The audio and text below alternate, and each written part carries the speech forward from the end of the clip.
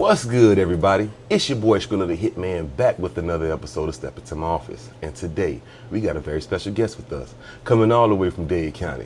You may know him as one of the original Triple C's members, one of my favorite lyricists from down here in the crib, my dog, Don Logan, Gunplay. What's happening, big dog? You already know, man. You know. Good to have you here. Good to see you, man. You looking like $1 million, brother. Man, I'm feeling like it, man. I got a manicure, I got a haircut. You can't tell me shit.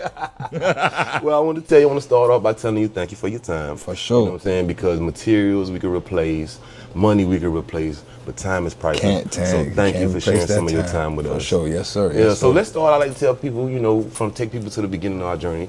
So let's start off by telling people where you're from, brother. Represent you. I was born in Texas. My mom and dad was in the Army.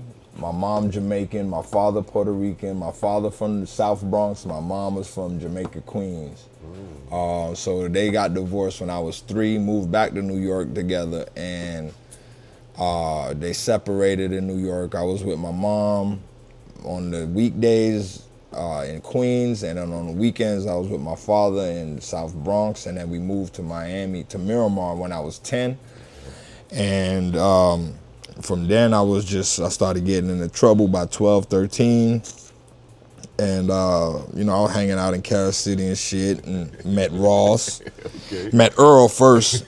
OG Earl, shout out OG. Shout out to Earl, and then he introduced me to Ross, and we just took off ever since. Okay. So that explains a lot. I ain't gonna lie, I didn't know that you had roots up in New York. Oh yeah. I didn't know that. That explains like the lyrical, like the appreciation you had. I could tell that you were a student of the game. Oh, the game. I could tell that you with the metaphors, the storytelling, the way you string it all together. I could really tell that, So it makes sense. You come from, you have ties to the birthplace of hip hop. To the birthplace, to the Mecca. You know what I'm saying? So I was there when it was just starting to be commercialized a little bit, where it was on the radio now. We had videos on MTV Jams and shit like that. Okay. And was it Jams back then? No, it was just regular MTV. Yeah. Was it your MTV Raps? MTV Raps, yeah. That's what it was. Your MTV Raps with Fab Five Freddy and all of that, but yeah. Okay. So how was it? Was it stable? I know you was moving between the two. You say weekdays, weekends.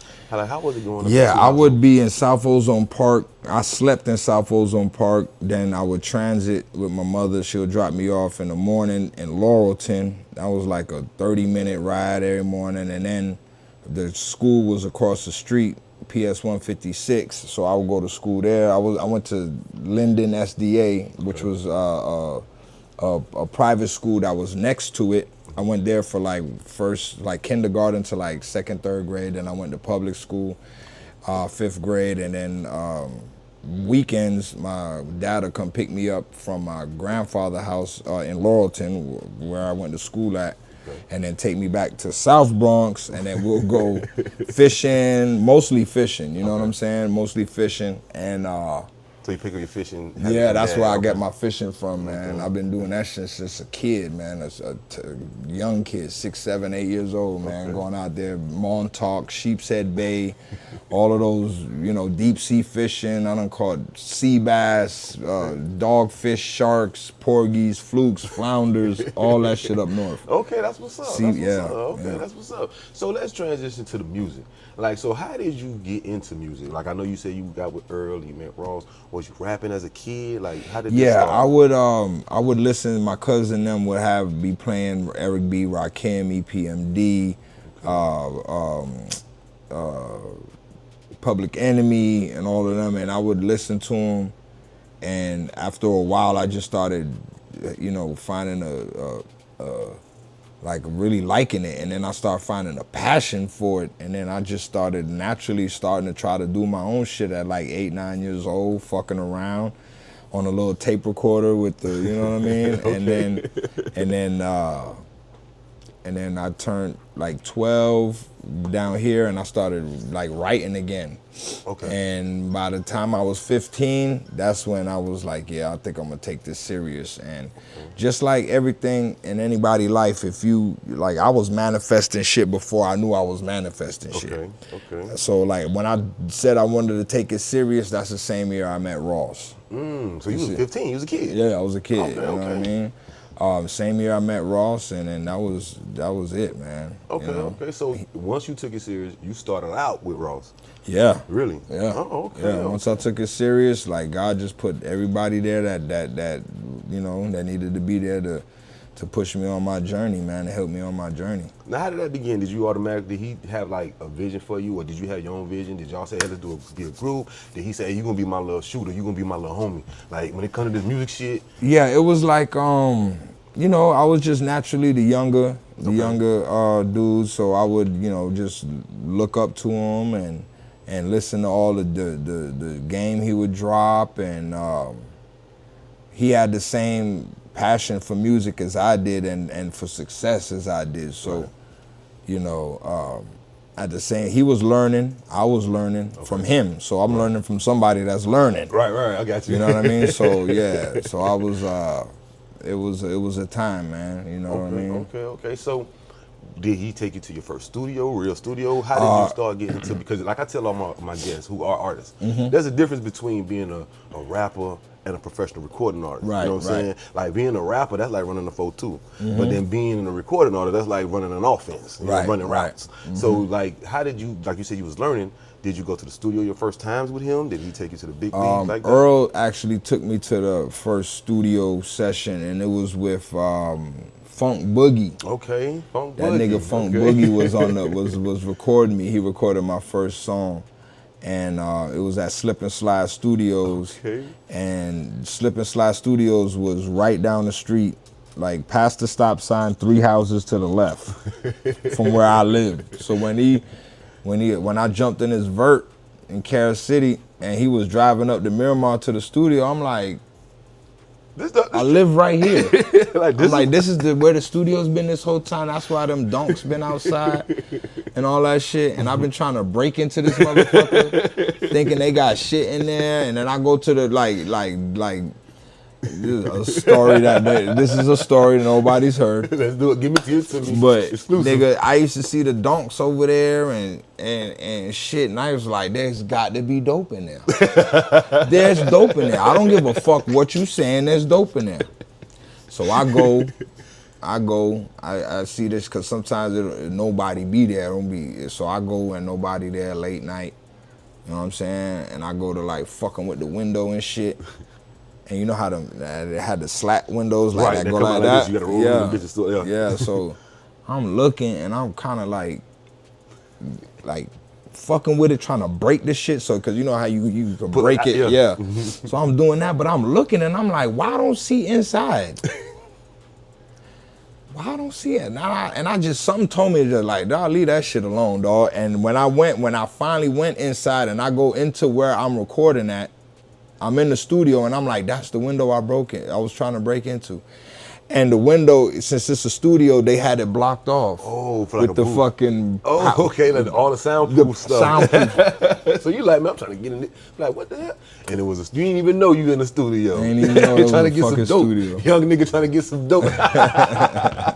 Okay, but yeah, so shit. From that story, that lead me to another question. So growing up, was you like a hard-head kid? Did you get in trouble? Yeah. A lot of the viewers, they probably seen a couple of headlines along the path of Gunplay. We're gonna get to some things. Yeah. But just in your early days, were you like a hard-head? I always been a fucking crash out, bro. Yeah, I've always been a crash out.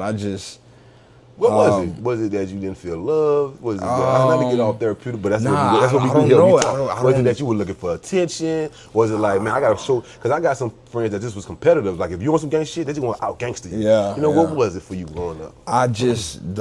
Life to me is fun as fuck. And I just be like, you know, when the drugs came into play, that's when my decision making started getting off, and that's when the outburst and the crash outs and the, you know, all of that came into play. But when you're on that much drugs at the time, everything it's everybody. It's not you. Right. It's just not everybody. You. Everybody else. Fuck you. Oh, you. Fuck you. And it's like, you know, and then it carried over into the music when we got on the road and stuff like that, and we having arguments on the road, and it's all me. It's my fault. I'm cussing people out, doing the most, and it's like. But that's wisdom to look back. Yeah. Now, you know, nobody could talk to me. They're like, we can't even talk to you, Gunplay. You won't even let let us speak to you. You just cut us off and yell. And it's like, we want to talk to Richard, not Gunplay. Right. Like, so, you know, but I always just been a daredevil kind of dude. Yeah, Don't dare me to do it, because I'll do it. You know what You I out mean? gangster a nigga. That's Yeah, what it was. that's what it'll be about. Be like, okay, are you willing to go as far as I'm willing to go? That's right. And then if we're both on that time, then okay, then cool. You know what I'm saying? I'm not gonna call the police. right, I ain't gonna call them on you. No, don't. And you don't do them neither. What we need to start doing and normalizing, when it's up, let's just sign a no police clause. Right. We both sign it, and then we leave, and then we try to kill each other. That's what. Right. That'll work. How about out. we do that? Because this police shit, we can't fight you and the cops. That's too much. That's like, a whole army of niggas. Not Come on. that. so like, you grew up hard. Well, I ain't gonna say hard. You grew up being a knucklehead, and you know what I'm saying. A lot of kids try to experiment things, especially in our teenage years. You know what I'm saying.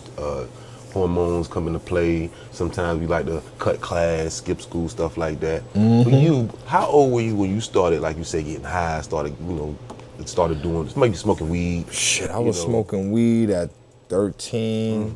I was in dropout prevention in Perry Middle School. In middle school? In middle school, I was in DOP.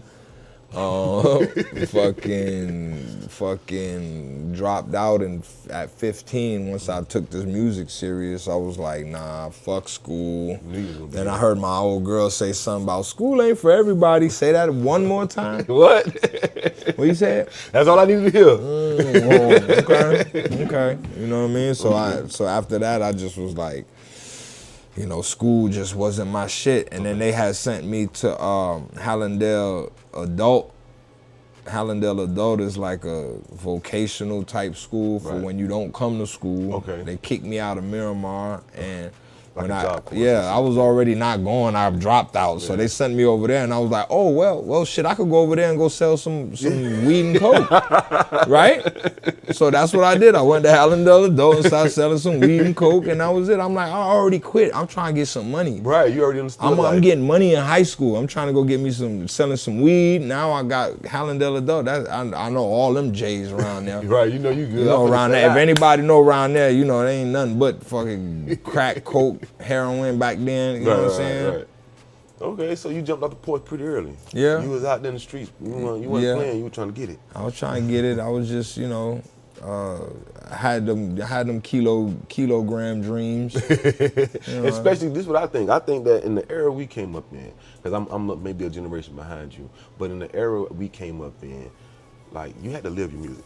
Like, you couldn't be talking about all this dope and all that stuff, and you don't got nothing to do with it. You can embellish a little bit, but you can't be in the house square talking about you moving keys and shit. You know what I'm saying? Yeah. So I understand that as a kid, you're like, man, I'm taking music serious. I got to take the life serious. Yeah, because it go hand in hand. It go hand in hand. And one thing that I never forgot was when Jay-Z was like, "Damn, where's the Hummer at? Them only Rolex diamonds. What the fuck you done to that?" Yeah. I said, "Whoa, yeah, Gunplay now. What you got a fork in the road. Right. You could fantasy rap, right, or you could fucking reality rap. Right. I said, you know what? I could just talk about what I see in front of me and what I'm going through, dog. Right. You know, that's why I be talking about 8 balls and my shit. I might talk about a brick or two, you know what I mean? I wasn't no brick man like that, but you talk about what you see. But this is what I see, this is what I experienced. You know what I'm saying? Absolutely. Yeah. You talked about being a user, being a seller. You talk about being a crash out. You talk about the whole spectrum of everything. You know, and the one thing I want to let people know, you had an image even back then. Like you was the first. They talk about Yak with the Florida Wicks. You was the first, it's a culture thing, but you was the first artist mainstream with the big Dukes and the big, absolutely, you really was. Absolutely. Like Trick had the Lost Tribe for that one video, but you was constantly in the presence. Mainstream. Yeah. Like 106 in Park. Yeah. Like, you know, BET Awards. Like, who that is in the Dickie suit with the big whip? We know that's Gunplay. Yep. I just took Miami and took it around the world, man. They ain't knew that. It was new to them. They like, what y'all call that? I'm like, Wicks, man. We call that Wicks down there. Okay, yeah, they never seen nothing like that. They like, what the fuck? How do they just stick together? Yeah, you had the big one. you know what I'm saying? Yeah. And then I remember when you did the album, and then you had the bamboo chair like the old girl them used to take back in the day. Like you had that. I said, oh, that's a Miami nigga right there. That was that. That was the rendition of what's that dude name? Huey P. Huey P. Yeah, that was the Black Panther. Yeah, Huey P. Yeah. Yeah, I mean, like I said, I've been following the journey. Anybody who's followed Gunplay journey in real time know that you've been paving your own road. Like you know, we all have to come into this industry somehow. You know, sometimes you got to be a +1, but once you get here, is what you do when you get here. You know what I'm saying? And I believe you got your own story that you've paved out. Sure, we know you for being Carol City Cartel, Rick Ross, Maybach Music. We should know that. But and we're gonna get to some of those stories. But I want to. Along the way, I want to make sure I acknowledge that you've been paving your way. You know what I'm saying? You got your own story to tell. So now you got into the music business. You're taking it serious. You jumped off the porch. You dropped out of school.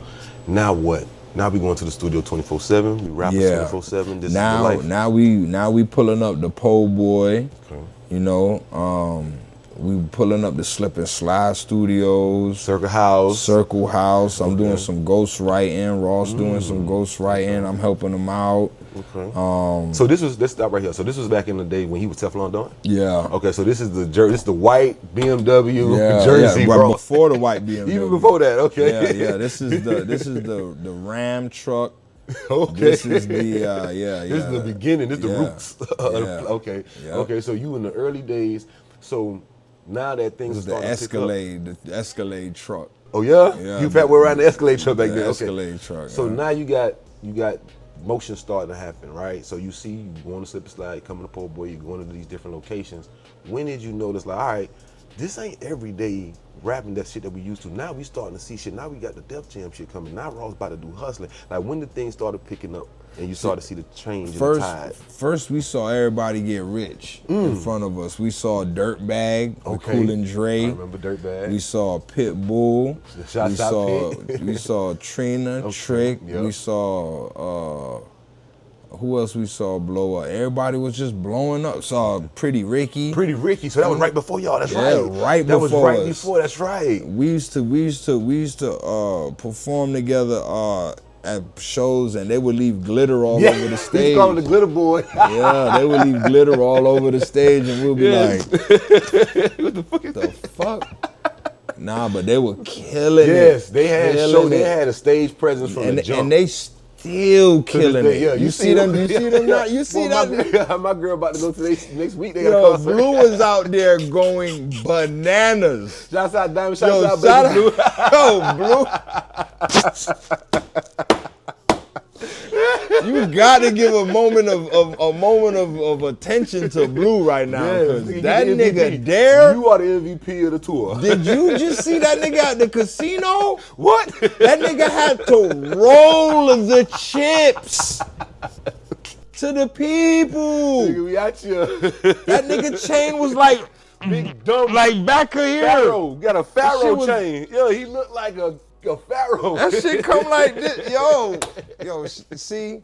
We balling on Shout out level. to Blue, man. Shout out to Blue, dog. Shouts out Blue, Pretty Ricky, Pleasure P. Them boys been on tour. You know what I'm saying? The Millennial Tour, I think they still going. And they going crazy. They going crazy. Man. Yeah, we all gotta lose weight, Blue. Don't worry about that. You said some shit about that you gonna get back in the gym. Fuck that. You got money, man. Fuck that shit. No steak and lobsters.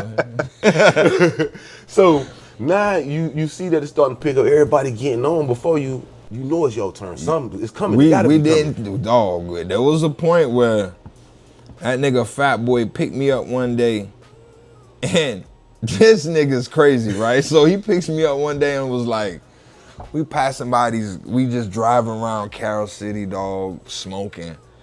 And he keep looking at these yards, and he like, see this yard right here? They need a cut. They need a cut just on this one block. That's 5 yards. I'm like, and he go down another block. See this? They need a yard. That's 15 yards right there. You know what I'm saying? And I'm like, where's he going with this shit? Land the plane. And then that nigga say, I'm finna go get a trailer and get some mowers and we finna get out here and get it. It got to that point where Niggas say, I'm finna go get me a trailer and some mowers, some stand-up shits, and we finna go get it. We finna get these yards. It's I'm money like, out there. you know, and my back of my mind, I'm like, are you fucking kidding me, bro? 10 years down the drain to go fucking we not cut grass, bro? What are we doing? But you know, at the time, I was with whatever he was with. Absolutely, I was like, you trusted him. all right, Yeah, fuck all it, right, let's do it. whatever, man, whatever. But that, even in that mindset, that showed you he wasn't saying, man, let's go get some jobs. Nah, He's like, man, we finna make our own money. money. Let's go get our own shit. We finna go get it. I see money on this yard, money on this block. Let's go get it. Right. And that's a Miami nigga. That's one thing that's in our culture. We always hustlers. hustle. Yeah, and that leads to the next stage. So that it got that low in motion where you was thinking about real life situations. What happened where when you all y'all knew, was it did he get the runner's pack? Was it the mixtape Teflon Don? Cause he had the city on fire. There was a lot of songs on Port of Miami that we heard on the mixtape. You know what I'm saying? Like even Gunplay, the song Gunplay. Yeah. All that shit. Like it's a lot of records that made it prior to the actual official Def Jam drop of Port of Miami. So in that window, what was happening? Like how did y'all know that y'all was getting the city on fire? See, first when we that hustling, every day I'm hustling record, Josh Red, which was Trina manager at the time, he was getting a lot of beats from like beat packs and shit from Atlantic. Okay. They would just be trickling down. And every day I'm hustling done trickled all the way down. It goes through different hands and Was his voice already on it? No, it was just every day I'm hustling. Okay. Just a hook. Okay. So it was a ready-made hit. No, I'm saying they took his voice and put his voice on the hook. No, it wasn't no hook. So it was the everyday. That's not him. Oh, that's not him or not? No. I thought that was all this time. It's been 20 odd years. I thought that was Raw's voice on there. So that voice is somebody else's voice saying man, I'm a nigga from Canada. I never knew that. The beat came with it. Okay, all right, okay. Every day I'm hustling. Every day I'm hustling. Okay, I thought that was his voice screwed. Nah, it sounded like it though, right? Yeah, it did. I never knew that. Nah, and I'm an fun engineer. fact. Fun fact. You Nigga, know exclusive fact. I didn't know that. Yeah. Okay, so y'all got that beat, and then did he go crazy? How did y'all know that was a hit? Did y'all know it was a hit when he was done? Yeah. No, we knew it when we heard it. It Yeah. was like, boy, we got one. And I'm like, you know, that's that when you coming up, that's all you want to hear, that actual, boy, we got one. We got one. Not, I think we got one, we might have one, but no, we got one. Like you fish, it's like we got one, dog. So I used to ride around with the beat for like months before he even laid anything to it. I would just ride around with the beat, you know what I mean? And just, I'd pull up like on the front on 191. Yeah. Peanut be out there some, and I'll be out there and I would play the beat, just have the beat playing in the car while everybody's sitting there smoking, trapping, doing what they doing. And I just had the beat playing because the shit was just so hard, bro. Nobody needed to rap on it. It was that hard. It was a hit by itself. It was a hit by itself. And they kept going, boy, what that is? I'm like, boy, just watch. Bad boy Just finna chill. take this to Just another watch. level. And then he finally recorded it. He took his time. He was just chilling for about a month. He just had it. Yeah. And then he recorded it here, because when I do tours, I always tell people, this is the room Hustler was recorded in. Oh. I always do that. It was right here downstairs. Yeah, right downstairs. I always tell people, this is the room Low was recorded in this room, Hustling was recorded in this room. Everybody, ooh, for real, Hustling? I gotta book this room. How much it cost? So y'all come here. He came here and recorded. Was you here when he did it, or you heard it after? No, I wasn't here. I heard it after. Yep. Okay. Yep. So when you heard it, where did you hear it? You remember that? Because this is the record that changed y'all life now. Yeah. He told me pull up to the crib, and I pulled up and. That nigga pressed play on that. He had like this little CD thing that had a little bzzz, you know, the old school shit that put the CD, the clear shit come down. He had one of those. He put it in, and that shit said, and I'm like, okay. And then that shit, who the fuck you think you're fucking with? I don't know fucking. I'm like, what?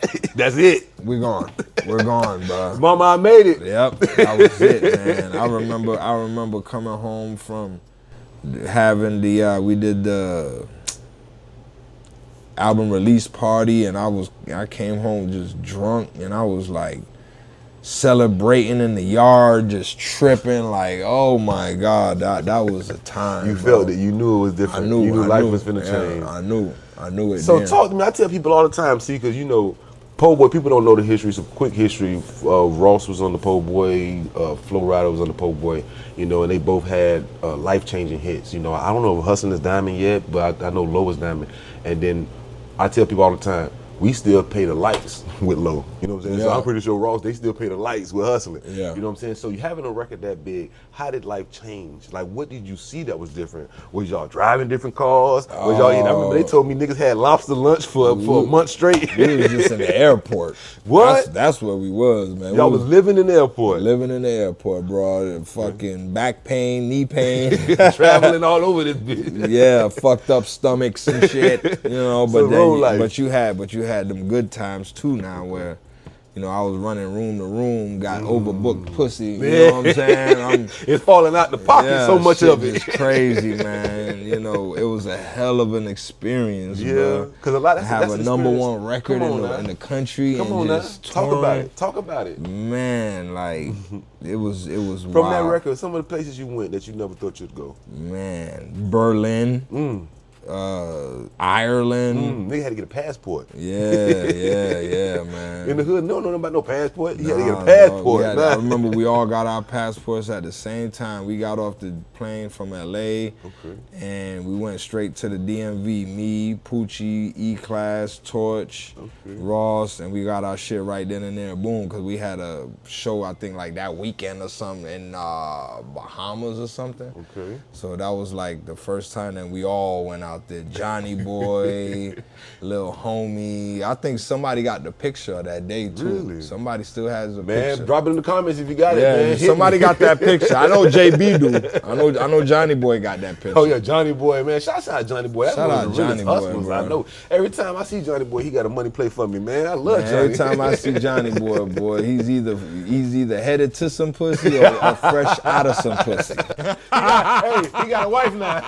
Oh, it's supposed to. Well, I didn't know. That was, you talking 25 years ago. Yes. Facts. So I don't know what he got going on now. We reminiscing, mama. Don't worry about it. We Just chill, please. But y'all was beating up the map, so y'all going all over the place. So even E-Class was hitting the road back then. Johnny Boy married now? Johnny Boy pulled That up shit here. don't even sound right, but Johnny that's Boy crazy. Johnny Boy came to a strong arm about, I want to say 2 or 3 months ago, and he came frequently in that week, and he pulled up in a Mercedes. He the first one I seen that had the electric Mercedes. I don't know if it was a Mercedes Maybach. The new electric one? He was the first one I ever seen in life. My dog got one. No, he stayed flooded. So he came up and he had his wife. He said, "It's my wife. I need a record for her." Yeah. And he said the only reason I'm doing music is for her. Yeah. So it sounded like his wife. Yeah, okay then. But yeah, Johnny Boy moved. So y'all beating. I didn't know. So E-Class was on the road too back then. Yeah, man, we were looking like, you got Poochie, E-Class, everybody 6+. There was everybody with Jeter, Torch, E-Class, Poochie, me, everybody 6 foot plus, bro. So we all just looking like, Big nigga, y'all like basketball team. yeah, dog, like, oh shit, boy, these niggas here, boy, yeah. And that's all it was on the road for a few years, man. Then we started adding people and shit like that. All right, so now on the outside looking in, everybody don't know. So y'all, you talked about how the Hustlin Port of Miami album, how that was successful and brought some success to the building, to everybody's life, everybody changed. Yeah. The next album wasn't done here. And then I don't know, from the outside looking in, it was Poe Boy. The next thing you know was Maybach music. We didn't hear no more Poe Boy. From your understanding, what happened? Like one day y'all was here and then one day y'all was that's gone. the same with me. I don't know. It was a family. I think once that happened, man, I knew it was gonna be, you know, I was like, this is not cool, cause I don't know what happened. But the results. I just didn't like the result of it. I know Ross, and I know whatever he does is he sees things ahead of time. Right. Years, months, he sees everything, and then he'll make a move and you'll not understand why he's doing that, but 5 years later you'll say, damn. It makes sense now. Damn, that nigga knew that shit. Okay. He's seen whatever. I don't know, but knowing him, it was for his benefit, pretty much probably. You know what I'm saying? Yeah, but I hate that it happened because they're both gorillas when it come to marketing and you know. The boss life. A lot of niggas know in the street that a lot of that boss in the first album. I promise E-Class we'll never miss another flight. He was talking a lot of E-Class experiences. E-Class is the godfather of music down here, you know? E will always be a living legend down here, man. I remember when I was young, he had a crib out in Miramar, and he had like a wine cellar thing with the cool, but it was all Cristal. This is like 97 or some shit. Cause that was popping. We drinking Cristal. Jay says Cristal. We got the whole wine cellar. Yeah, Cristal wine cellar, all yellow bottles, man. He been on some other shit. Yeah, he was a boss from back then. Back then, dog. Been on some other shit. So what was the difference now? So now you're not Poe Boy no more. Now you guys are you're your own record label. Now it's Maybach Music, Def Jam. You guys, and then I'm gonna also pivot from there. Eventually, it became Gunplay with the Def Jam deal. Yeah. So you guys now it's Triller, Deeper Than Rap. You know this is the phase we in. This is all Maybach Music. He starts to sign new artists. You got your Meek Mills, your Wale. Even before that, he got the Deuce Pound. He started trying to give love to local guys. He started giving you guys. Didn't you go do an album? Didn't you guys do the Triple C's album? Yeah, we did. You did the Triple C's album. So all of this was done on Maybach Music. What's the difference between the independent? You guys was moving, how you was beating up the road, Johnny Boy, E-Class. Nah, it's just y'all. Did you take the experiences and that you learned from that? I just kept rolling? I just followed Ross' lead and just kept pushing, bro. Okay, so you just a studio guy. I'm finna go make music. I'm just moving. I'm like, damn, I hate this happened, but I gotta keep it moving. Yeah, of course, it's business as usual for you. Yeah, you can't help that we got traded. Right. You know what I'm saying? We got traded in the package. I gotta still show up to the gym and practice. I still gotta show up for game time. Right. So we passed that part. But how is it playing for another team? You know what I'm saying, in that metaphor? I just felt like it was, we were going, the route of building an empire. Okay. So I trusted everything that he was doing. Was your role clear in that empire? Did you see benefit for yourself as you guys was doing it? Like, okay, there was never really no talks of doing anything for Gunplay or nothing like that, but I took it upon myself to do that. Absolutely. And the opportunity that I had, and I took it and made a name for myself. You know what I mean? Because the whole time everything was about Fat Boy. Right. Was about Ross. So I played my part. You had to carve a niche out for yourself. Exactly. Because people don't even know. People don't, like I said, you was building your own journey. It's not even like widely known. You got songs with Gotti. You got songs with YG. You got an album or mixtape with Mozzy. You got records with Kendrick Lamar. You got records with countless of people who had their #1 record success and things like that. You did that on your own. These ain't records you shared with them and Ross. Right. These are Gunplay and Kendrick. Right. Gunplay and A$AP YG. Rocky. A$AP Rocky. Right. And Gunplay. These are your own networking moves. Because that's something that a lot of artists didn't learn through artist development. You have to network. You got to put yourself out there. Hey, let me get on your album. And I noticed a lot of times you work with a lot of guys in the West Coast. Was it any special connection you had to the West Coast? Nah, I just love the West Coast, man. I like how they get down, man. They ain't on no flashy shit like that over there. Like they on some gangster shit. Yeah, they on some gangster shit. It's definitely getting some money out there, but just the vibe, man. And I always wanted to get some West Coast fans. Okay.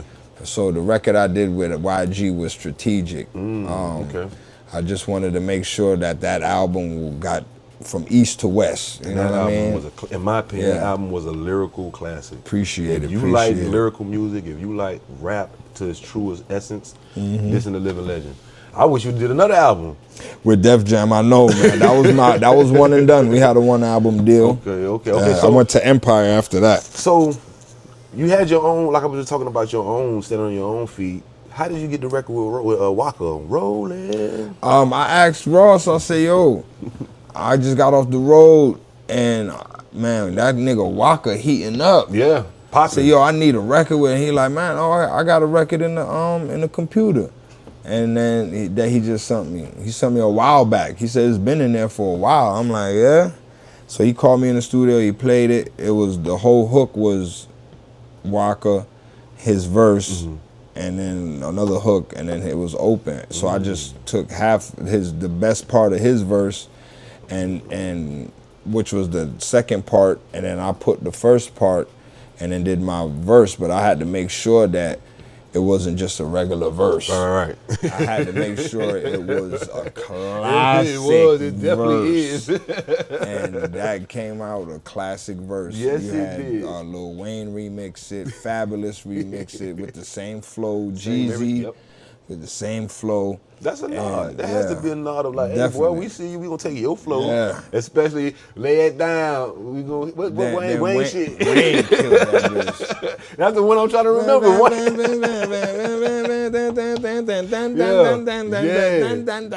nigga went crazy. But yeah, man, that's what I'm saying. Like the story of Gunplay is such an intricate, layered story, man. Yeah, like yeah. you are really, as an NBA, I like to compare music to sports, Yeah. NBA in particular. Gunplay, in my opinion, is Russell Westbrook. He's been to the NBA Finals. He's played against LeBron the best. He's played alongside the best, Kevin Yeah. Durant. He's been Yeah. there to the biggest stages. He went against people on his own. He done had the beefs. He done had his own everything. So Yeah. just like you can, and he can still drop 40 on you young niggas. Yeah. You let me hear some shit offline. I say, ooh, that right there was 40, 20, and 10. Triple double on you young niggas. Facts, bro. I still do this shit, man. That Right. pen do not freeze up, boy. I tell people all the time, yeah, Michael Jordan still shoot free throws. You just don't see it. Yeah. He just ain't doing it in front of everybody. Right, if it's in you, it's right, in you. You can't let it right. go. You know what I'm saying? So speaking of which, so you ended up rolling with Def Jam. How did that Def Jam deal come about? Was it off the success of rolling? Nah, unfortunately it wasn't, but Yvette at the time was at Def Jam, and she was in a meeting with Steve Bartles, who was the acting president at the time, and they was seeing who they're gonna put out for that year. So Yvette brought me up and they gave me a budget. Okay. Yeah. Okay. So, you know. Shouts out to Yvette, right? Shout out to Yvette. Like I know somebody you said, I heard a clip recently of somebody you said, fuck that bitch, she took my money. Oh It yeah, was not Yvette, though. yeah. It was this lady named Megan Price. Ah, okay. She was managing me at the time, and I just turned myself in for armed robbery and assault with a deadly weapon. So, and I was on camera, so they probably thought I was cooked. Yes, I ain't gonna lie. I know what you're talking about. I remember. You know what I I'm thought saying? that. I remember seeing you in your all white. I know what that means. Yeah. I saw you in the all white. I was like, oh yeah, he really praying. Yeah. We all was scared for you at the time, but thank God. Then Matt Middleton amended my shit. Yeah. My contract, I had posted it the other day, and it's written in handwriting. And they forwarded my back end to her. Oh, they like a letter of direction. They Yeah, sent her the- amended the contract That's some in bullshit. handwriting. That's some bullshit. And then That kind of stuff got to be done in front of a notary. and then I put the shit out there, and I say something, and Matt Middleton talking about, you gonna DM me talking about stop spreading lies. Fuck nigga, that shit is right there in black and white, bitch ass nigga. Big facts. Fuck wrong with you, boy? Don't piss me off, boy. I already know. Oh, Russian bathhouse ass man. nigga. See, this is a dirty game. This business, like they Play wait with for me, you, boy. Like that's what's going on right now. Like if you've seen the news lately, they got the like Gucci Mane and the Pooh Shiesty. Like it's a dirty business. To like with this paperwork shit, a motherfucker can do whatever they want to the point where an artist who's really on that is willing to be on the ankle monitor, put a Draco in your face allegedly, and say, "Get me out this paperwork." Like it could get that cutthroat. What's your thoughts on that shit? Our shit is fucked up.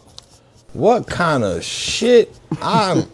So yeah, let me set it up. From what I understand, Pooh Shiesty was on house arrest. He wasn't happy about the way Gucci Mane handled his blood cousin Scar's death. They didn't contribute. They claim they contribute to the funeral more than they actually did. They claimed Pooh Shiesty family said that Gucci Mane asked for the chains back. They asked for the diamond rings that's where back. that's stemming from. Right, and then that they felt like that was disrespectful. That not only are you not looking out for Pooh Shiesty while he in jail, you also when his cousin died, another artist that you obligated to take care of. When they pass, you're not looking out for them. You're actually doing the opposite and wanting your stuff back. You're trying to repossess the stuff that they held valuable. Damn. So that became a why do they personal do that? thing. Like I say, this business is a cutthroat business. So then Pooh Shiesty get out. Now he like, yeah, I got big plans for Pooh.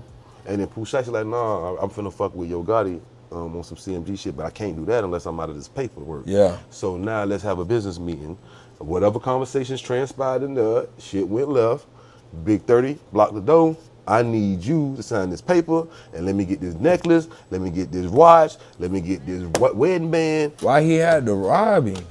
That probably was on some, from being a street nigga, that probably was on some respect shit. Like, my nigga, you tried me. But then you just enhanced whatever the fuck you got going on. This is all alleged. This is what the FBI said. That's the only reason why I'm I hear there's not no. I don't know. I hear there's not footage. I hear there is footage. Oh yeah, they showed footage of it. You seen footage? Yeah, I seen snapshots of them like in the lobby. They got. Oh yeah, I did see. They was outside the door. Yeah, they got screenshots. One of the niggas in there. And you know how the feds glass door. They could use that just to say circumstantial evidence at minimum. At minimum, if they don't see the actual, even if they don't see the actual thing, shit, they could say these guys are poop. They got masked up. Why would he do that? It's cutthroat. But I'm not condoning it. I'm just giving insight. Like on some real shit, bruh. You would have been better off, and I hate to say this because I fuck with Guap. But let me not say Guap and Pooh Shiesty. Let me say rapper B and rapper A and CEO A. Right. My nigga, you would have been better off killing that nigga. Than doing all this shit. Because at least it'll be maybe you. And if they catch the shooter, and it's like, you know what I'm saying? Y'all had so. Right. You have a story or But now you got 9 niggas. Yeah. Cameras. You went in jail, came back to come pick up 9 more niggas to take back with you. That's wild. That's wild. Nigga say he came home just to get some more stories to go tell in the day room. That's what niggas say. He came home just to pick up some stories to take it back to the day room. Nah. And then the part that I'm mad about is the nigga is nice, dog. Oh yeah, if he was a shit eater rapper, bro, I wouldn't give a fuck. But that nigga like raw. You stupid ass nigga, but and nigga, bro, but what we said so raw. Yeah. What we just said about you let us down for real. You can't check yourself off the streets. Yeah, now that shit was hitting, boy. That shit was hitting. Man, what are you doing?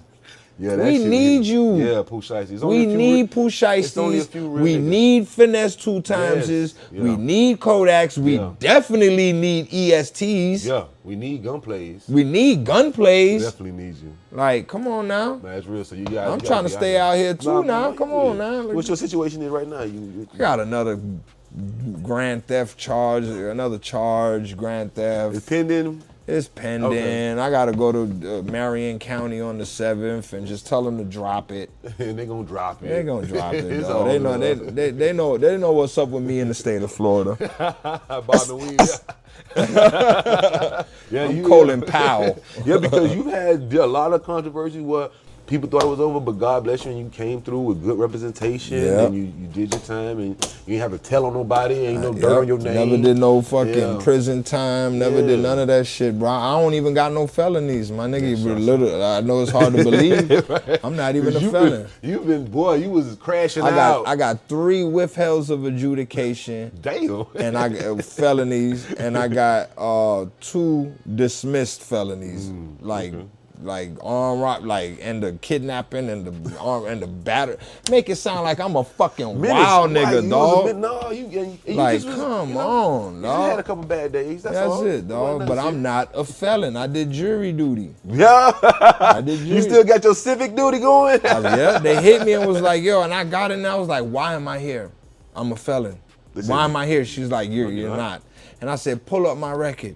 And she pulled up and she was like, No, you're not. She goes, "You're not a felon." And I'm like, "How?" And she was like, "I ain't gonna lie, them 3 withholds of adjudication, I don't even understand how you got that. You only allowed 1. One. That's what I was thinking when you said it. I got 3. You only got 1. Yeah, I have 3. You could look my shit up and see it, nigga. I got 3. Yep. I got one for the I got one for tampering with evidence, B felony. I got one for my pistol, and I got one for possession. Small shit, meth possession. It was Molly, but yeah, they can just classify it and all that Yep. shit. Yeah. Okay, so you and then the 2 dismissals. Oh, so yeah. So you 5-0. Yeah. Yeah. So 5-0. I mean, not guilty completely, but you're not a felon. I'm not a felon. So that's I could the go purpose. get a gun. Yeah, that's the purpose. So yeah. you 5-0. Yeah. You won by decision. Yeah. Yeah, that's what that means. You won by the decision. I ain't knocked nothing out. Boy, I won 5-0, baby. Yeah. I Mayweathered them. Straight up. So you had a lot of incidents that had you controversial incidents. You spoke about it on other platforms. Like you ran into a G Unit. You ran into 50 Cent them, and what do you think about that? Like when you have to inherit, because that's what comes with being a part of a crew. Like you was part of Carol City Cartel, then Carol City Cartel evolved into Maybach Music, and then I want to ask you about that in a second. And so when you in a situation where it's like, man, I got to disinherit beef, was you proud and happy you couldn't wait to inherit this beef, or was you like, oh, here we go again? I gotta crash out. Because we got beef with people that, like, I'm a fan. Got you. I'm a fucking fan of the guy. I had a era, chapter of my life where I was robbing. Right, I did a good decade-long robbing fucking spree, and one of the records, I said I'm finna go. That's when the Monte Carlos with the new body style had came out, and I was like, oh, I gotta have that. So I told my dog, I said, watch when I go, I'm finna jam me a nigga, and I'm finna go get me. There was a red one on 441 in Miramar. And I said, I'm gonna get that one right there. Watch this, dog. Give me a couple days, bro. I'm on a hunt. Nigga, I got me one. Bam, hit him up. Bam. Couple pounds of hydro back then. You know what I'm saying? And a bonus. Dro, you got the whip plus a bonus. Yep, then I just went and I got that shit off the lot, and I put a 50 Cent CD, and I said, I'm gonna take this CD. I told my dog, I said, I'm gonna play number 10. I think it's number 10 on there. That's what you bought for me. It's either number 5 or 10. I'm not sure, but one of them records was That's What You Bought For Me. And I used to play that record back to back, and I played it screeching off the lot. I told my dog I'm gonna do it. A soundtrack for the moment. Yeah, so I'm like, dog, we going to war with. I like this nigga, man. Man, I fuck with dog. Damn. But I don't question nothing. I'm TTG, so you know what I'm saying? Exactly. I'm down for my squad. Yeah, that's it. So how you feel about it now? Like when you now looking back, number one, hate that it happened. Number two, it wasn't about nothing. There wasn't no issue. There wasn't no real shit. There wasn't nobody dying. There wasn't no bricks took. There wasn't no money took. I ain't gonna lie. Nothing. It got to a point where it crossed the line, and 50 did bring T out. We know her now as auntie, but back then nobody knew her. And they brought T out with Floyd. Yeah, but if you start the war, if you start something, there's you got to expect. Yeah, you got to expect anything goes. If you start something, like that's why I don't like to start nothing, because I know what I'm gonna do and it's gonna end. Yeah, you see what I'm saying? I'm not calling police. I'm not calling no police. So it's like, with that, it was like, damn, bruh. Like, I'd rather not. You know, but he elevated out of that shit with the music. It took the music to another level. Yeah. And I think, he won that on the music side. 100%.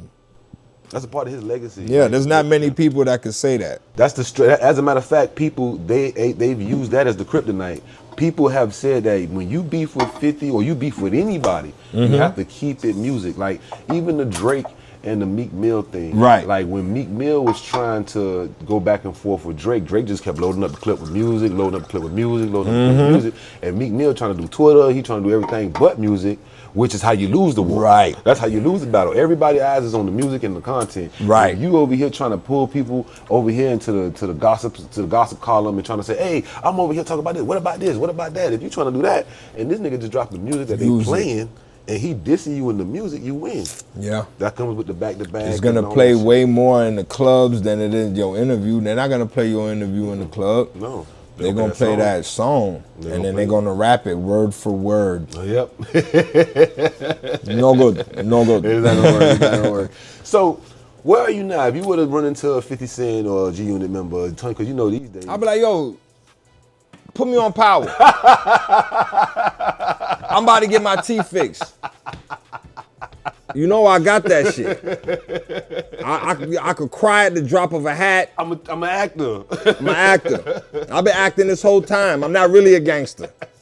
I've been playing like I'm a rapper too. I'm really an actor. So let's get it. We don't believe I that. wouldn't do shit. I don't even know, man. I wouldn't be tripping. You That's wouldn't be for on damn that? sure. Hell the fuck no. Okay.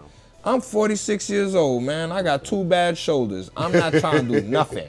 That's what I noticed in hip hop. We're in the age now where we finally grew up. Hip hop as a culture, not just like the age. Like hip hop, first of all, it's been around for just 50 years.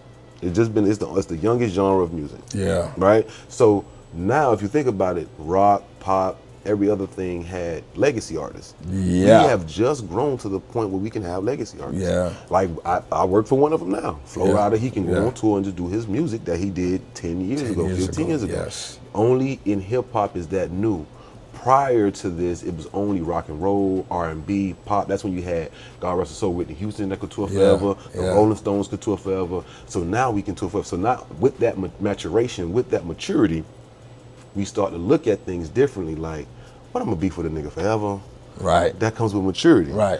That train of thought, that school of thought now can exist in the world or in a entertainment industry where now we're allowed to mature. Yeah. You know what I'm saying? We were being ran by a bunch of young niggas. Young niggas. Everybody was 20 and 30. Yeah. Because it was a young sport. Now we're older. Yeah. Now people understand. They talking about like the Gucci Mane stuff. You're gonna have a split decision. You're gonna have people who think, hey man, he is supposed to be a street nigga. Yeah. And you're gonna have other people like Whack 100 right now saying, what you expect him to do? Yeah. He's a CEO. He's a husband. Yeah. He's not in the streets. Every time I seen Gucci Mane, he was at a law office, a business office, a studio. He wasn't on the street. So we're now getting to that point where we're mature. So you're gonna have people that be like, man, what? He ain't gonna do nothing if he see 50 Cent. But most people is gonna be like, what you expect him to do? Yeah. I'm 46 years old. Yeah. I'm trying to get my music going. Yeah. I'm trying to get my life going. You know what I'm saying? So I think that nowadays we are in a position where we've matured and hip hop has grown up. Son. And everything is a business, is a potential business opportunity. True. So if I was to meet him, if I was to see him, and I'm pretty sure it won't be no issues and no problems and shit, and I'm pretty sure we'll fucking laugh at it. You know what I'm saying? But at the end of the day, it's all, you know, it all has to equate to some sort of business, at least for me. Absolutely. So, you know, that can be that would definitely shake up the industry. Oh yeah, that'd be a definite. That'll you know, yes. and I'm not shabby at no acting either. I'm not No. shabby. Oh, we got I don't some- know if I'm pressing it too much right now. No, but you're not pressing me. No, I got you. No, you ain't pressing. That's the wave. You know what I'm saying? Everybody, I just was telling you offline. Like, we got to get to the point. Like, I'm a music producer. What the Yeah. hell I'm doing talking to artists on the. You got to get to the point online where you find your niche. Acting is something that you have a big personality. Right. Like, why wouldn't you think about acting? I know I could do my 1-2 step and imagine it though. Yeah. That would be a industry shaker. It would. They would be like, yo, everybody who's not finna tune into that episode of Power to see Gunplay on there, slap the shit out of somebody. You know what I'm saying? Absolutely, right? Or me be the one jumping somebody. Right, absolutely, right? You already seen that. You know what I'm saying? Absolutely. So, but I like to hear that. I like to hear that maturation and wisdom that, you know, people grow up and every beef ain't forever. Every beef ain't real. Sometimes it's just some industry shit. You know what I'm that's saying? all. And you know, I was a fan first, you know, but I'm Maybach You know what I'm saying? So if it's up, it's up. So I had to do what I had to do, and everybody had to do what they had to do. Absolutely. But now I'm older. Yeah. I'm totally independent. It's all about animal shelter. Animal shelter. You know what I'm saying? Sir. So like, that's a dope ass suit. I need to get me one. for sure, man. With the matching, you know what I'm saying? And this shit, this is real stitch. This oh ain't yeah, no this press is on. stitch. Yeah, that's embroidered. That's real stitch. Yeah, it's all stitch. That's man. really in there. You heard me? That's some good quality shit. Yeah, yeah.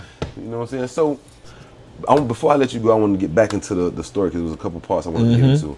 When you, because you started out with Ross from the beginning. Yeah. You was 15 when that journey started. How did you feel when he went out to get like the Meek Mills, the Wales, as he began to expand and grow further than just the local artists? Because like I mentioned before, you the Deuce Pound and it was bittersweet because.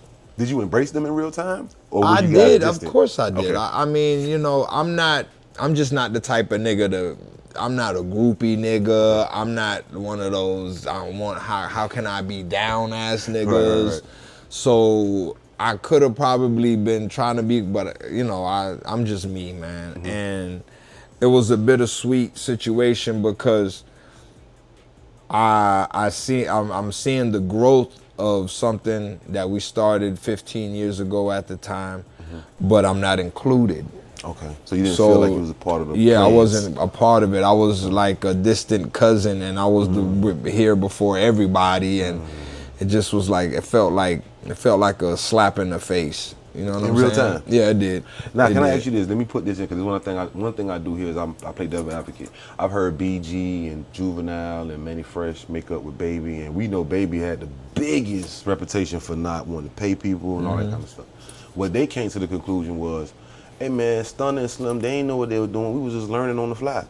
Do you feel like maybe that could have been there with Fat Boy, where he was learning on the fly? Because even E-Class had to learn on the fly. Like a lot of times, we don't know what we're doing. We have to learn on the job, training on the job. You get what I'm saying? Would you shoot that? Okay, but how long does it take to learn? Like how many decades? You know what I'm saying? Like it's like once you learn how to ride a bike, you know what I'm saying? It's easy to teach somebody how to ride a bike. True. You know what I'm saying? Because you know how to do it. Or that's real. I just feel like, I ain't gonna say feel, but what happened was, it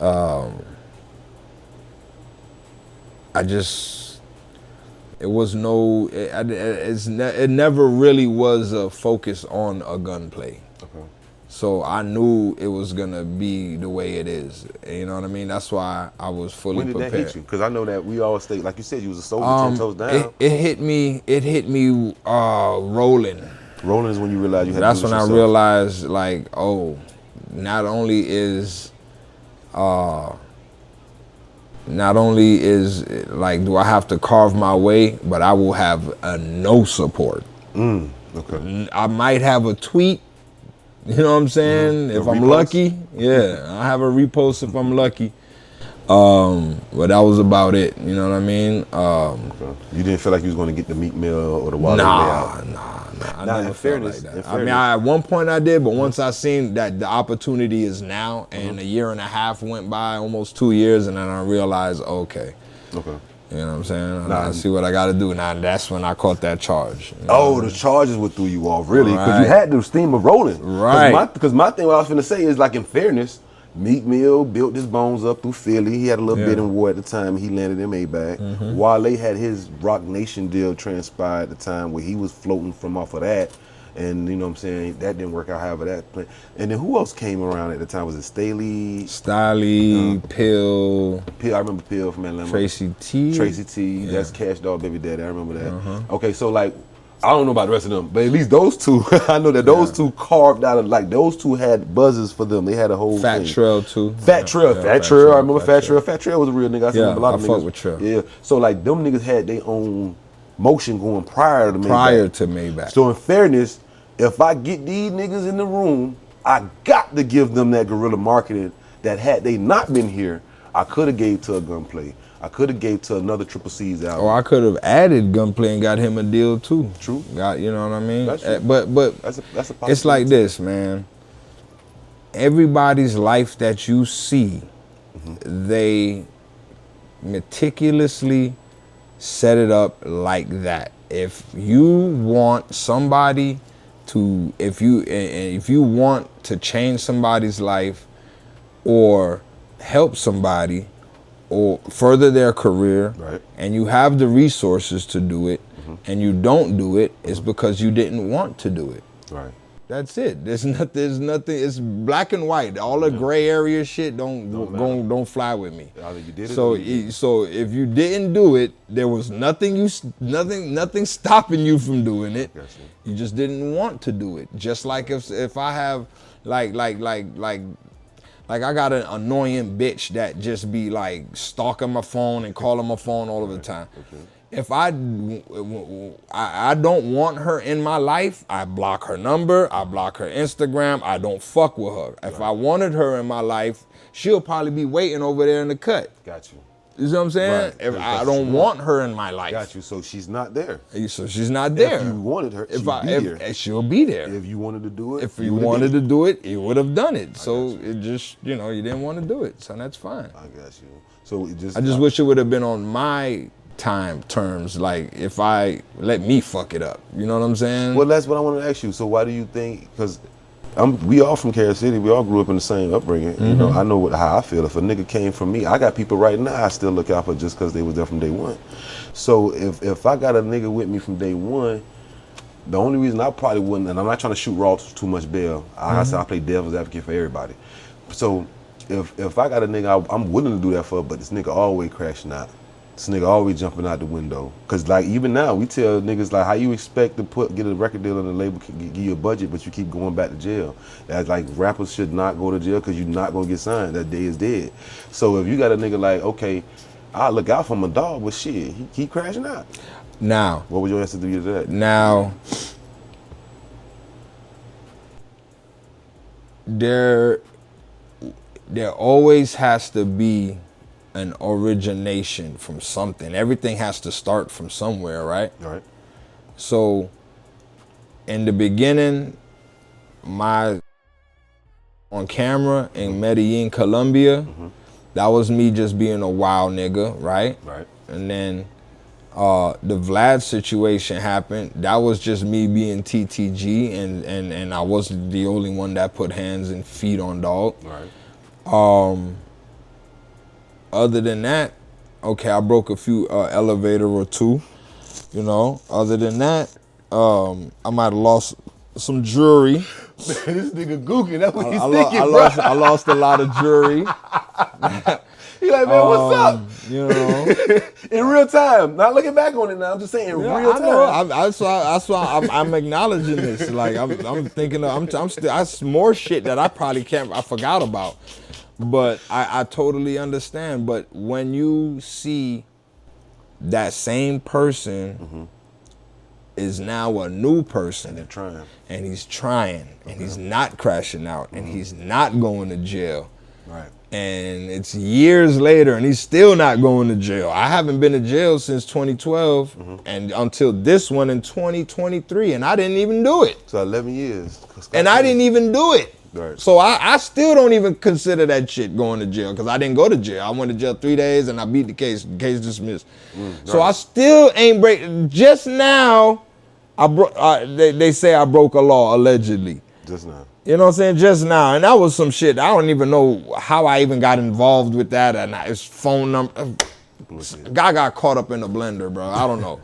But that's going to be kicked out too, dog. Kicked out. You know what I'm saying? But I've been clean. There's no reason to be worried about. There's no reason. Yeah, of course you not. to the point where you can be trusted to Of do your course deliverables in a contract. Of course not. Exactly. You know what I mean? That's my thing now. It's proving to myself that I can prove them wrong for what they might have thought about me. Right, the impression. Now, the impression I left them with. I'm trying to reverse that, not prove them wrong. Let me stop, because they were right. What the fuck you want me to do? Right. You know what I'm saying? They were right. So, but I've grown. But so I've grown. I can show them the difference Exponentially. Yeah, of course. I'm a whole different human, man. You know what I'm saying? And I respect money now. And that was a big part of my reset. I said I gotta respect money, because I will run through some. When I say blowing money fast, $1 million won't last a month, I fucking meant that shit. You know, and I don't even know what it goes to, dog. I don't know. It's just life. All I know, I busted about 5 that week. I'm coloring a napkin. You know what I'm saying? And I want to do it again. All right. So it's like, fuck, bro. You know. Absolutely. And then you get into the habit of spending, having a certain amount to spend all the time, and your lifestyle. You don't look at money anymore. You just like, all right, whatever, because it's always coming. And then when it slows down, and then you realize the time that you wasted of not. You might have been working, but you didn't handle the business side of everything. Like, you know what I mean? Your contracts, your digitals, your all of that shit, royalties, all of that. I didn't give a fuck. Like, man, just let me get mine. Yeah, just let me get my shit. You know what I'm saying? But at the same time, do you think I would let, you know, like say for instance, like my right hand man, Trap God Lido. Like, you gonna take care of it? I would make sure, dog, regardless of what, dog, okay, you got your shit, okay, let's go get a deal. Let's go get a budget. Yeah. If I ain't gonna give it to you out of my pocket, I will get you. I just go find it for you. Like real shit, like when you have the loyalty you expect the Memphis Bleek insurance package. Yeah. Bleek, he could be one hit away his whole career. Even if I die, he's in my will somewhere. So that's what every nigga in your position in the history of hip hop, that's the Memphis Bleek insurance package. That's something that we all expect to have if we're gonna give that type of loyalty. Because you know that we're genuine. Right. And you know we have no motives. Right. We have no ulterior motives. Nothing conniving. We have nothing conniving going on. Nothing nefarious. We're just there, and we love you. Right. Like as a brother. Right. Like it's whatever. So I'm not there for any other reason but to see you win. Right. You know what I mean? And to enjoy, you know, the fruits of a nigga labor. Right. You know what I'm saying? Of all the war, of the spoils of war. Because I'm in war with you, not against you. So I'm here to just kill the pig with you, and we eat it together, and go fuck the village bitches and all that shit. Some people just don't. They. Not saying, you know, specifically, but some people, I think, the money really shows you who you really are. You think so? Money magnifies your true personality. Okay. Money magnifies your character 1,000,000. Okay. Because if you the type like me, yes, like if I got a bunch of money, like enough where it's like, okay, you know, looking out for somebody is not a problem. Yep. Nothing at all. It's nothing, bro. Like, especially for somebody that I love, you know what I mean? Course, yeah.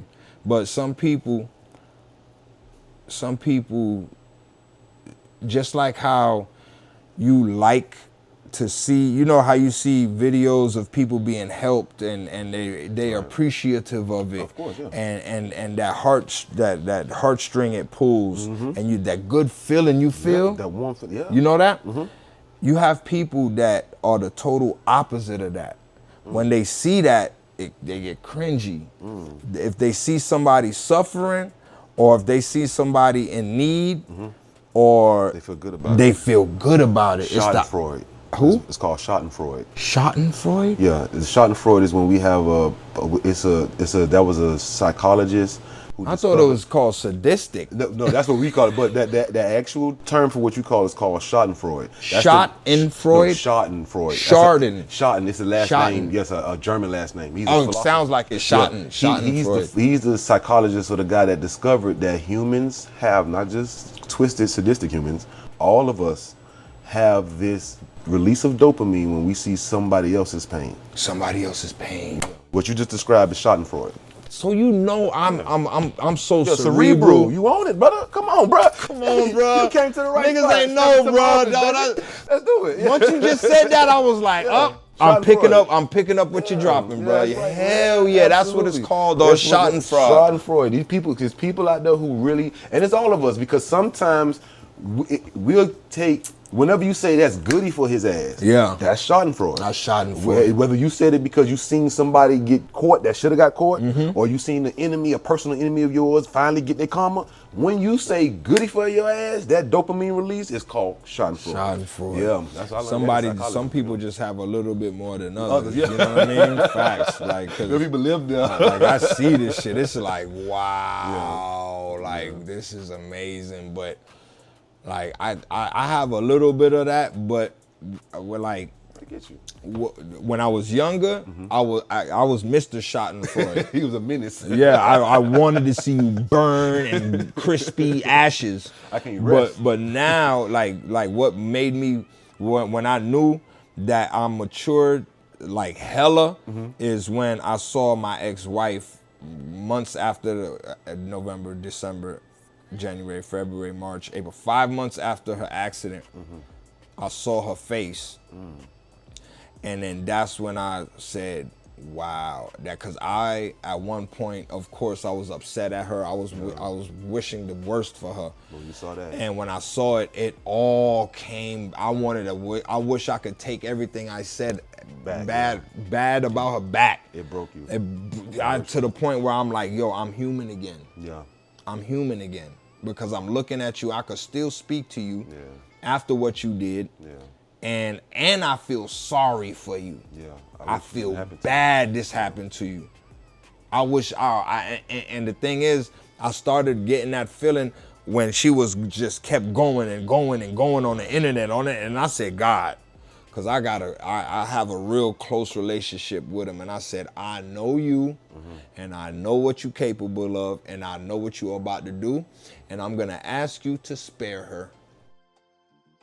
Spare her. And he did everything. He could do this stuff. Teach you a lesson. He did everything and only spared her. Oh, he did everything except take her away. Exactly. He did everything but.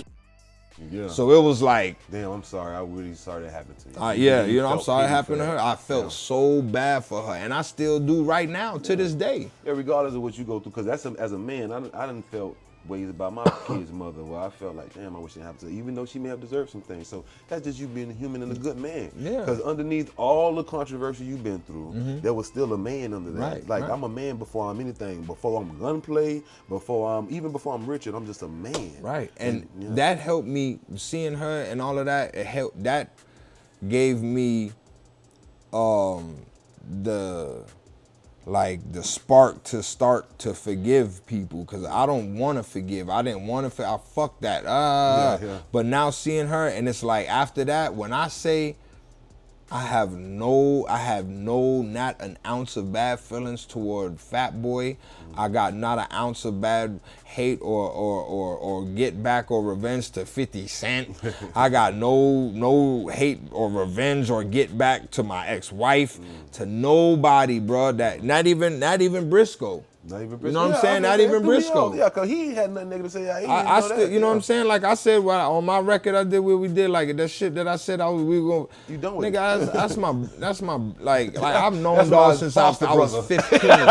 Exactly. That's like my foster brother. Like it's like you know what I'm saying? You know, but if they, hey Britt, if they put the bag up though, let's do it.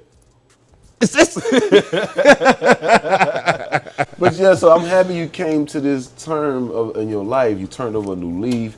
You evolved. You are the rose that came from concrete. You may be a little beat up. You may have a leaf twisted a little bit, but you still standing here. Yep. And you still deserve to be, appreciated for your journey. I want to ask you something else. Yeah. Being a crash out, being the former hit nigga. Yeah. Being the guy that jump out and boy, how did you feel when you saw that nigga slap Ross in the face? Sorry, me acting like that. It was bittersweet for me. Right? I'm gonna tell you why it was bittersweet for me, and it's not what you think. Okay, talk to me. It was bitter because I wasn't there, and he know out of anybody what the fuck I would have did. You'd have still been in jail in Canada, because that was in Canada that happened. That's the sweet part. There you go. That's the sweet part. You'd have still been in jail right now. I would have still been in jail for multiple either attempt or and it would have been because everybody would have got. It'd have been a felon that day. Everybody. Bystanders, everything. You get a everybody around in this vicinity. I would have put my back to Fat Boy, pushed his ass against the fucking wall, and did like this. Any one of you niggas, who? Two of you niggas gonna get it. Yeah. Hey, he'd have dropped your album then. Hell yeah. Boy. Yeah, because I saw that shit, I was kind of surprised. I was like, how is it that he went to do the Canada show and they ain't got no security? That's a lawsuit for him. All the way, he could get some bread for that shit because he's supposed to not even get touched. Nigga, that's a venue thing. Nigga, y'all booked me to come here and y'all can't give me security? Nigga. Yeah, that shit would have been Boy, listen, that would have been a freebies for me, bro. Yeah. There would have been so many cut crackers out that shit, my nigga. Them boys was out there heavy too. Shit, and it was you a couple rappers that claimed it was some rap niggas from up there. I probably would have had 2 pokers on me. Knowing we going on a PJ, this the Wick Gunplay, boy. This problem. We going on a PJ, 2 pokers. You'd have told one in the boot in case they find the one on my pocket. That's all right, we good. I got another one. And if they don't find both, well, I'm out here. Swing! Nigga out here. Nigga like Kitana. What the fuck? Slice and dice. Nigga. Yeah, so all in all, you still love Fat Boy. Of course, bro. He know what's up, man. Ain't nothing. I just listen. I'm telling my truth. Your story, absolutely. You know, it's been 2.5 years. Everybody left me. Yeah. They left me. Everybody left me for dead. I ain't get a phone call from nobody. Yeah. You know what I'm saying? I ain't get a congratulations. You beat a 15-year sentence. God damn. Yeah. I didn't get nothing. You know what I'm saying? Hey, nobody owes me nothing. You know what I'm saying? But I know if I consider somebody my brother, I would want to check on them. You know what I'm saying? But I'm not the type of nigga to be running behind niggas and shit and looking for attention and looking for validation. I wouldn't give a fuck. But that's my brother and I love him. But he knows me, dog. Like, you know, I never stole. I never did nothing. I never pillow talked. I never behind closed doors. Behind closed doors is mostly sticking up for dog. Yeah, you know what I'm saying? Big facts. Like back in the day, like at Mackey shop. If anybody know Mackey, I don't know if y'all know Mackey that had the Jamaican store next to Gino's shop. Ask Mackey about me. Right there by the new finger. Ask Mackey what I did. When I just heard niggas was talking about Fat Boy and what I did. Pulled up, jumped out, Monte Carlo nigga with the Lambo door roof nigga jumped out with the 38 special. Waving. Who was talking crazy in here? Yeah. What? Gunplay, you famous. You need to. I don't give a fuck. Who? And then there was a big dude that I was there, and I was like, was it you? And I put it right in his face, and he like, shout out to Rap, because Rap, I think it was Rap called me Peanut Brother. Man, nigga up here talking crazy about Fat Boy. He ain't even hang up the phone yet. I just happened to be around the corner too. I was right there. You see what I'm saying? So when it comes to you know, when it comes to me, my nigga, bro, like, you know. But I'm on a new journey now, and I would love for me and Fat Boy to patch it up and maybe make some new music, some good music. Oh, y'all made great music together. By the way. Y'all niggas made great music. But right now it's Animal Shelter, and my artist Trap God Lido, Smoked Out Lazy, King Peso, my producers, man. Shout out to D-Day. Shout out to Legendary Did It from Houston. Shout out to Medicine from New Orleans.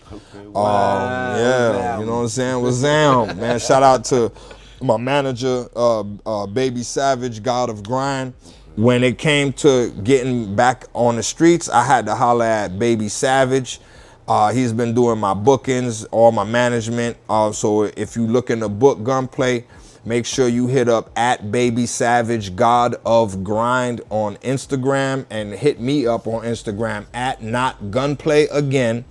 And his information, his phone number and information for his Twitter, his Instagram is in my bio.